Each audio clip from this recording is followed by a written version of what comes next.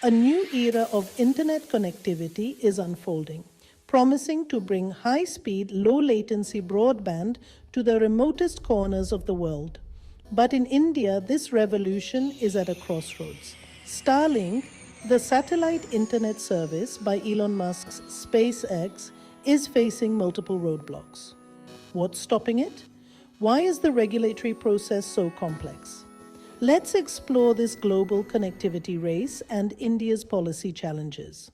Starlink is a low Earth orbit satellite network that aims to provide high-speed internet across the globe.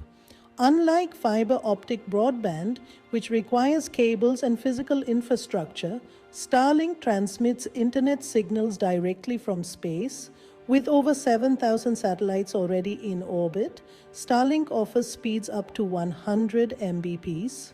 But what makes it unique is its potential to bridge the digital divide in rural and remote areas where fiber and mobile networks don't reach.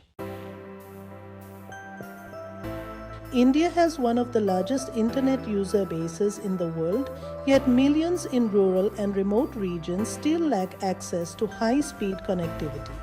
Starlink's satellite internet could be a game changer for digital inclusion, benefiting sectors like education, healthcare, and e-commerce. From the Himalayan villages to the Andaman Islands, satellite-based internet could redefine connectivity for millions. While the technology is promising, there's a cost challenge. Starlink's user kit, which includes a satellite dish and router, costs around $599 or 50,000 rupees, with a monthly subscription of 9,000 rupees. This is significantly higher than the average fiber broadband plans in India, which cost around 1,000 rupees per month. Is Starlink really a viable solution for rural India? Or will it remain a niche service for premium users? Starlink's entry into India has been delayed due to multiple regulatory roadblocks. The biggest hurdle is the security clearance from the Ministry of Home Affairs. India requires internet service providers to allow government surveillance access, but Starlink's infrastructure is entirely in space, raising concerns about security and data monitoring. Additionally, Starlink must comply with India's satellite spectrum allocation policies, which have sparked a major debate. A key reason why Starlink is stuck in India is the debate over how satellite spectrum should be allocated. Telecom giants like Jio and Airtel argue that spectrum should be auctioned, as ruled in the Supreme Court's 2012 judgment in the 2G scam case. However, global satellite operators, including Starlink, argue that satellite spectrum is different from mobile spectrum and should be allocated through an administrative process. The Indian government has yet to finalize its policy, delaying Starlink's commercial launch. There is also a geopolitical dimension to Starlink's India journey.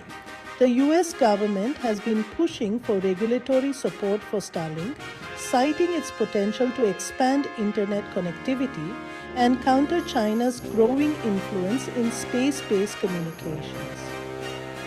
With India and the US strengthening their technology and defense partnerships, there's growing pressure on India to approve Starlink's entry. Interestingly, India's leading telecom giants, Jio and Airtel, have now signed distribution agreements with Starlink. This raises an interesting dynamic. Will these companies help facilitate Starlink's entry, or will they continue pushing for spectrum auctions to protect their existing broadband businesses? The answer remains unclear. If the government resolves the spectrum allocation issue and Starlink secures security clearances, the service could launch in India by late 2025 or early 2026.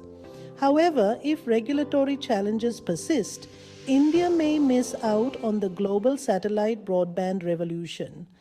Starlink presents a futuristic vision for internet connectivity, but its journey in India remains uncertain. The coming months will be crucial in determining whether India embraces satellite internet or remains entangled in regulatory complexities? What do you think? Will Starlink overcome these hurdles? Share your thoughts in the comments below. If you found this video insightful, don't forget to like, share and subscribe for more deep dives into global technology and policy trends.